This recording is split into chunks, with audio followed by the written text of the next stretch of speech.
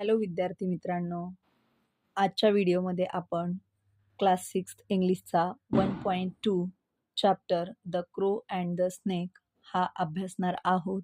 या ठिकाणी मी English to Marathi explain करणार आहे. तर तुम्हाला हा लेसन नक्कीच समजेल. तर आपण व्हिडिओला स्टार्ट करूया. तर या ठिकाणी फर्स्ट वॉर्म अप दिलेला आहे. तर या ठिकाणी फर्स्ट क्वेश्चन आहे तुमच्यासाठी, तर पाहूया. Look at the pictures and write the names of their young ones. तर तुम्हाला काय करायचं आहे, हे चित्र पाहायचे आहेत आणि त्यांच्या यंग वन्स म्हणजे बेबींची नावं लिहायची आहेत. तर आता या ठिकाणी कॅट आहे, तर कॅटच्या बेबीला काय म्हणतात, किटन. या ठिकाणी डॉग आहे, तर डॉगच्या बेबीला काय म्हणतात, पप्पी. त्यानंतर या ठिकाणी हेन आहे, तर हेनच्या बेबीला काय म्हणतात, चिकन. नेक्स्ट आहे डक. डक मीन्स बदक, तर डकच्या बेबीला डकलिंग म्हणतात. या ठिकाणी आहे डॉंकी. डॉंकीच्या बेबीला फोल म्हणतात. आणि लास्ट आहे टायगर. टायगरच्या बेबीला कब म्हणतात. तर लक्षात ठेवा, हे तुम्हाला स्कॉलरशिप किंवा नवोदय स्पर्धा परीक्षेमध्ये विचारलं जातं. आता या ठिकाणी आपण लाईन बाय लाईन मिनिंग समजून घेऊया. रीड अलाउड म्हणजे आपल्याला मोठ्याने वाचायचं असतं. Long long ago there lived a family of crows on a banana tree. तर खूप खूप वर्षापूर्वी जी काही फॅमिली होती, कोणाची, क्रोजची म्हणजे कावळ्याची, ती बनॅन ट्रीवरती राहत होती. बनॅन ट्री म्हणजे काय, वडाचं झाड. या ठिकाणी तुम्ही चित्रामध्ये पाहू शकता, this is the banana tree. Okay. आणि या झाडावरती कावळ्याची फॅमिली राहत होती.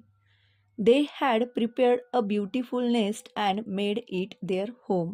आणि मग दे हे प्रोनाऊन कावळा आणि कावळीसाठी आलेलं आहे, फिमेल क्रो आणि mail crow.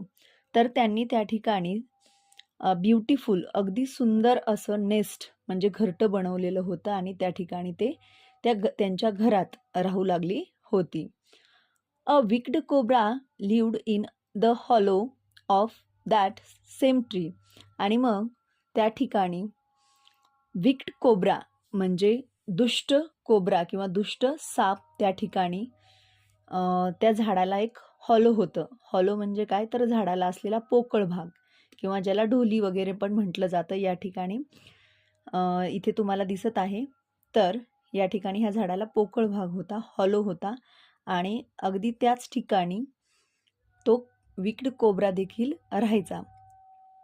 One day the crows were very happy as the lady crow had laid eggs.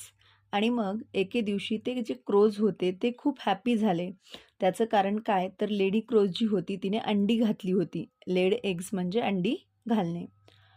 One evening they flew out together for food. आणि मग एका इव्हिनिंग म्हणजे सायंकाळी ते त्या ठिकाणी दोघेही फूड गोळा करण्यासाठी बाहेर गेले. आउट टुगेदर, एकत्र बाहेर गेले. During that period the cobra climbed up the tree and ate the little ones of the crows. During that period म्हणजे त्या काळात, म्हणजे ते दोघे जेव्हा फूड शोधण्यासाठी बाहेर गेले होते त्याच वेळेमध्ये cobra climbed up the tree. तो कोब्रा जो होता तो ट्री वरती चढला, त्या झाडावरती चढला. अँड एट, इटचं दुसरं रूप आलेलं आहे एट. आणि त्याने त्या ठिकाणी the little ones of the crows, ते कावळ्याचे जे काही लिटल वन्स म्हणजे जे काही अंडी होती ती खाऊन टाकलेली आहेत. नेक्स्ट लाईन पहा. After a few months the lady crows laid some eggs again. आणि मग काही महिन्यानंतर परत ती लेडी क्रोज जी होती तिने अंडी घातली. This time they decided that they will stay at a short distance to watch their nest. आणि मग this time या वेळेला त्या दोघांनी काय केलं, डिसाईड केलं, ठरवलं की they will stay a short distance. ते आपल्या घरट्यांपासून अगदी शॉर्ट डिस्टन्सवरतीच राहतील. देअर नेस्ट म्हणजे त्यांच्या घरट्यापासून. As soon as they left the nest, the wicked cobra climbed the tree, reached up to their nest and ate the little ones. आणि मग as soon as they left the nest म्हणजे ज्या क्षणाला त्यांनी त्यांचं घरटं सोडलं, अगदी त्या क्षणाला तो जो विक्ड कोब्रा होता तो climbed the tree, तो झाडावरती परत चढला आणि मग reached up to their nest आणि त्या घरट्यांपर्यंत चढला and ate the little ones. परत त्याने ते अंडी खाऊन टाकली. Looking at this the crows were very sad. आणि हे सर्व प्रकार पाहून, कोबऱ्याने परत अंडी खाल्लेली पाहून जो क्रोज होता तो खूप सॅड झाला होता, दुःखी झालेला होता. The lady crows said to her husband. आणि मग त्या ठिकाणी ती लेडी क्रोज होती, ती तिच्या हजबंडला काय म्हणते, म्हणजेच मेल क्रोला काय म्हणते पहा. It has become a dangerous to stay here. आता इथं राहणं म्हणजे फार डेंजरस झालेलं आहे, धोकादायक झालेलं आहे. कारण का तर त्या कोबऱ्याने एकदा नाही तर दोनदा त्या ठिकाणी त्या कावळ्याची अंडी खाल्ली होती. Let us find a way to protect our children from this wicked cobra. आणि मग आपल्याला या विक्ड कोबऱ्यापासून, हा जो दुष्ट कोबरा साप होता त्याच्यापासून आपल्या पिलांचं प्रोटेक्ट करण्यासाठी आपण काहीतरी मार्ग शोधला पाहिजे.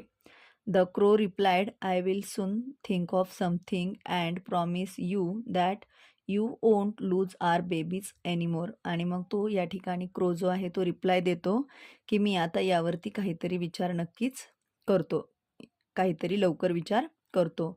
अँड प्रॉमिस, तिला वचन देतो फिमेल क्रोला. तर काय वचन देतो की you won't lose our babies anymore. आता तुला आपली पिलं परत गमवावी लागणार नाहीत, असं तो वचन देतो. The next day the clever crow made a plan. आणि मग दुसऱ्या दिवशी जो क्लेवर क्रो असतो त्याने प्लॅन केलेला असतो, योजना केलेली असते. He flew to a nearby lake to steal a precious bracelet. आणि मग तो एके दिवशी काय करतो, flew a nearby lake म्हणजे एका लेक तलावाजवळ उडून जातो. कशासाठी? स्टील अ प्रिशियस ब्रासलेट, तर अतिशय मौल्यवान असं ब्रासलेट चोरण्यासाठी. He knew that every morning the queen came to the lake with her royal servant to bath. आणि त्याला माहीत होतं की प्रत्येक सकाळी ती जी क्वीन आहे, राणी जी आहे, ती आपल्या सर्वंटसोबत या ठिकाणी त्या सरोवरवर तलावावरती बाथ करण्यासाठी, अंघोळ करण्यासाठी येत असते, हे त्याला माहीत होतं. When no one was watching the crows plunked down. आणि मग जेव्हा कोणाचंच लक्ष नव्हतं, कोणीच पाहत नव्हतं, तेव्हा द क्रोज प्लंग्ड डाऊन, कावळ्याने खाली झेप घेतली. Picked up the precious bracelet in his बीक. आणि मग त्याने ते मौल्यवान जे ब्रासलेट आहे ते त्याच्या चोचीमध्ये उचललं. And started flying slowly. आणि परत त्याने हळुवारपणे उडायला सुरुवात केली. One of the servant noticed it and screamed loudly. आणि मग त्यांच्यापैकी एका सर्वंटच्या लक्षात आलं, या ठिकाणी राणीचं जे ब्रासलेट आहे तो कावळा घेऊन जात आहे. आणि मग तो स्क्रीम्ड म्हणजे ओरडला, लाऊडली म्हणजे मोठ्याने. The crow flew swiftly and drop the bracelet into the hollow of a banana tree. आणि मग तो कावळा या ठिकाणी स्विफ्टली म्हणजे जलद गतीने उडाला आणि त्या ठिकाणी ते जे ब्रासलेट आहे ते त्याने hollow of a banana tree म्हणजे जे काही झाडाचं पोकळ भाग होता त्या पोकळ भागेमध्ये ते ब्रासलेट नेऊन टाकलं. The cobra was sleeping inside. आणि ते कोब्रा जो होता, साप जो होता, तो त्या ठिकाणी त्या हॉलोमध्ये झोपलेला होता. And was not aware of this. आणि त्याला याबद्दल कसलीच कल्पना नव्हती. The guards saw that and pulled out the bracelet tactfully instead of disturbing the cobra. आणि मग त्या गार्डनी ते पाहिलं आणि पुल्ड आउट द ब्रासलेट, ते ब्रासलेट ओढून काढलं. टॅक्टफुली म्हणजे अतिशय कौशल्याने. Instead of disturbing the cobra म्हणजे त्या कोब्र्याला कुठलाही त्रास किंवा अडथळा न होऊ देता त्यांनी ते ब्रासलेट ओढून काढलं. The bracelet was return to the queen. आणि ते ब्रासलेट राणीला परत केलं. The guards chased away the snake into deep forest without harming it. आणि मग जे काही गार्ड्स होते त्यांनी त्या स्नेकला, त्या सापाला डीप फॉरेस्ट म्हणजे घनदाट जंगलामध्ये, चेस्ट म्हणजे हुसकावून लावलं, त्यांनी त्याला मारलं नाही विदाऊट हार्मिंग इट, त्याला कुठलीही इजा होऊ दिली नाही, तर त्याला डीप जंगलामध्ये सोडलं, हकलून दिलं. Then the clever crows lived happily and did not lose any of their children afterwards. आणि मग तो जो क्लेवर क्रो होता तो अगदी आनंदी झालेला आहे, खुश झालेला आहे आणि त्याने नंतर कधीही ते लूज म्हणजे गमावलेले नाहीत ऑफ देअर चिल्ड्रन आफ्टरवर्ड्स. म्हणजे त्यानंतर त्याने त्याची जे काही अंडी होती, चिल्ड्रन जे काही बेबीज होते ते परत त्याने गमावलेली नाहीत. तर या स्टोरीमध्ये मोरल काय घेता येईल आपल्याला? Moral of the story, one can overcome obstacles with presence of mind. तर या ठिकाणी या स्टोरीचं मोरल आहे, जर आपण प्रेझेन्स ऑफ माइंड म्हणजे प्रसंग अवधान बाळगलं, आपल्या बुद्धीने जर आपण काम केलं, बुद्धी चातुर्याच्या जोरावर आणि प्रसंग अवधानाने आपण कोणत्याही अडचणींवर ओव्हरकम करू शकतो, म्हणजेच मात करू शकतो.